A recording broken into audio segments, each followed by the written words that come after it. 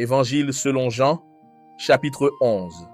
Il y avait un homme malade, Lazare, de Béthanie, village de Marie et de Marthe, sa sœur. C'était cette Marie qui oignit le Seigneur de parfum et qui lui essuya les pieds avec ses cheveux. Et c'était son frère Lazare qui était malade.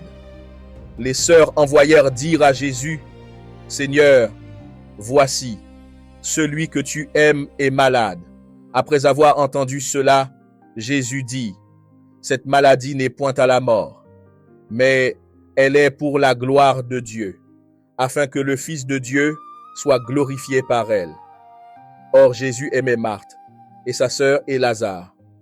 Lors donc qu'il eut appris qu'il était malade, il resta 2 jours encore dans le lieu où il était. Et il dit ensuite aux disciples, « Retournons en Judée. » Les disciples lui dirent, « Rabbi, tout récemment les Juifs cherchaient à te lapider. Et tu retournes là-bas » Jésus répondit, « N'y a-t-il pas 12 heures au jour? Si quelqu'un marche pendant le jour, il ne bronche point, parce qu'il voit la lumière de ce monde.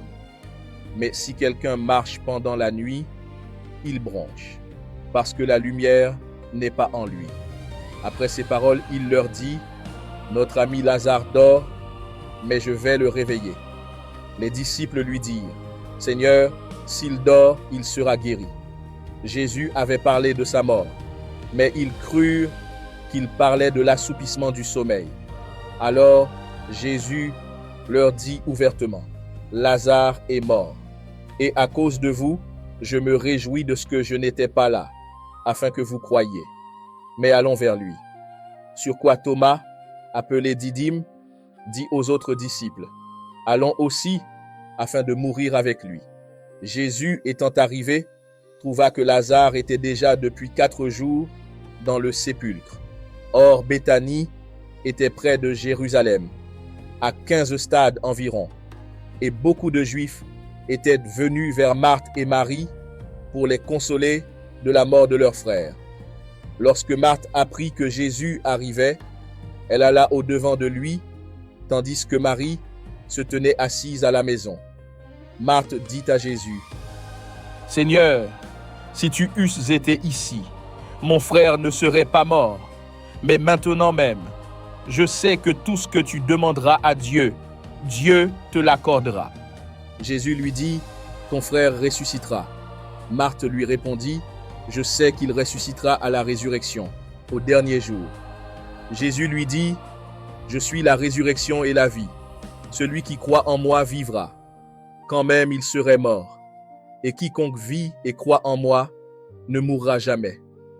Crois-tu cela? » Elle lui dit, « Oui, Seigneur, je crois que tu es le Christ, le Fils de Dieu, qui devait venir dans le monde. » Ayant ainsi parlé, elle s'en alla, puis elle appela secrètement Marie, sa sœur, et lui dit, « Le Maître est ici, et il t'appelle. » Dès que Marie eut entendu, elle se leva promptement et alla vers lui, car Jésus n'était pas encore entré dans le village, mais il était dans le lieu où Marthe l'avait rencontré.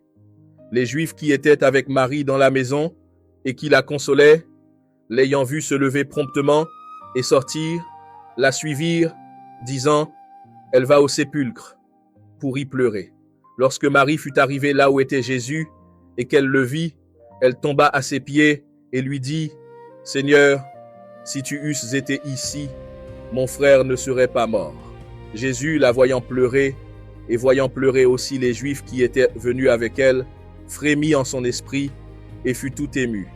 Et il dit, « Où l'avez-vous mis » Ils lui répondirent, « Seigneur, viens et vois. » Jésus pleura.